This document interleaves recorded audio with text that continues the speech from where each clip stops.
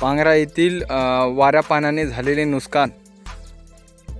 अर्जुन अशोकराव देशमुख यांच्या शेतातील मका पीक।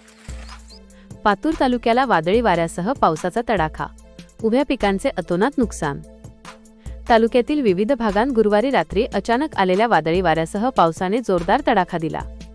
या नैसर्गिक आपत्तीमुळे तालुक्यातील सुकळी, पांगरा, हिवरा या शिवारांमधील उभ्या पिकांचे मोठे नुकसान झाले असून अनेक ठिकाणी पिके अक्षरशः जमीनदोस्त झाली आहेत।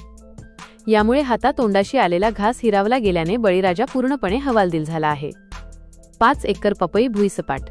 वादळाचा सर्वाधिक फटका सुकळी शिवारातील शेतकरी परशुराम हरिभाऊ ताले यांना बसला आहे। त्यांच्या शेतातील 5 एकर पपईची बाग वादळी वाऱ्यामुळे पूर्णपणे कोलमडून पडली आहे। वर्षभर मेहनतीने जोपासलेली बाग एका रात्रीत डोळ्यादेखत उद्ध्वस्त झाल्याने त्यांचे लाखो रुपयांचे नुकसान झाले आहे। विविध पिकांना मोठा फटका।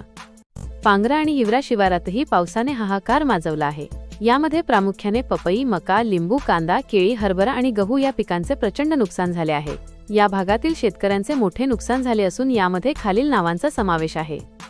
बाधित शेतकरी: केशव चिपडे, दिगंबर चिपडे, अर्जुन देशमुख, सुभाष मुळे, विजय खोंड, केशव खोंड, दिलीप खोंड, पांडुरंग मुके, सागर देशमुख, महादेव हरमकार, मोहन संसारे, जिंकू जाधव, विश्वनाथ मुळे, कैलास देशमुख, हरिभाऊ, गणेश कोकाटे, महादेव गवई, गोपाल खोंड, किशोर सुडोकार, गजानन कराळे, श्रीराम कराळे, परशुराम पवार, दयाराम चिपडे व इतर। तात्काळ पंचनाम्यांची मागणी। निसर्गाच्या या लहरीपणामुळे शेतकरी मोठ्या आर्थिक संकटात सापडला आहे। पेरणीसाठी लावलेला खर्चही निघणे आता कठीण झाले आहे।